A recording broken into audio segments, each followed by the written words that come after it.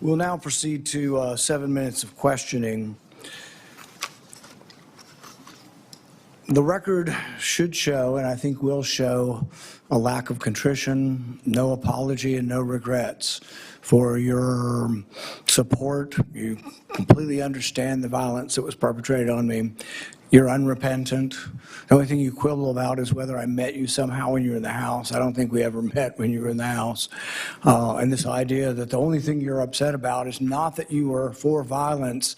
What you're upset about is that I called you a liar because you said it to my face. It's really more about this machismo that you have.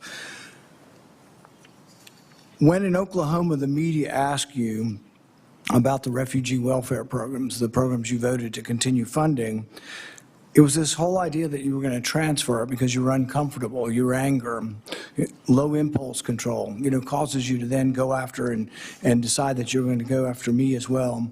And so you say you completely understood that I was assaulted from behind, had 6 ribs broken and part of my lung removed, and that was just fine. That's something that you, I guess, approve of as far as resolution of political problems.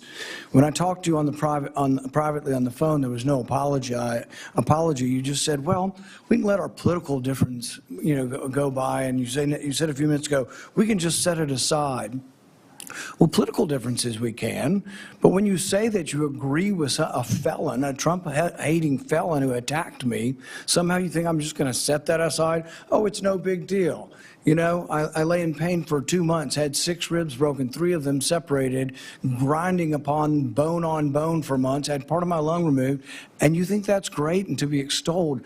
I mean, the sheer lack of any kind of self-awareness that you're going to be leading thousands of men and women who will have the use of force, and there's been great questions in our country about how that will be used, and you think a violent attack is just fine. So I guess my first question is, do you think that justifying that kind of violence sets a good example for the men and women of ICE and Border Patrol? Mr. Chairman, first of all, I didn't know the extent of your damage. When the phone call was made, I made it to you and I tried to talk to you. You didn't engage at all. In fact, you said, get your paperwork in. It's got to be at 3 days in between. You offered no apology. Sir? And you offer no apology today and no regrets. Haven't heard the word apologize, haven't heard the word regret, haven't heard I misspoke and it was heated and I made a mistake. Haven't heard any of those words.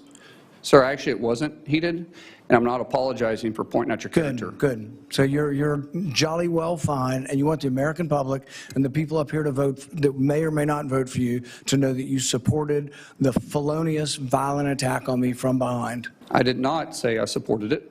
I said I understood it. There's a difference. Oh, so that means you really didn't approve of it, just completely understand it. What do you think most people would interpret completely understand to be? Support for or a condemnation of the violence? Sir, as I said, we can have our differences. It's not going to keep me from doing my job as Secretary of Homeland Security. I'm going to secure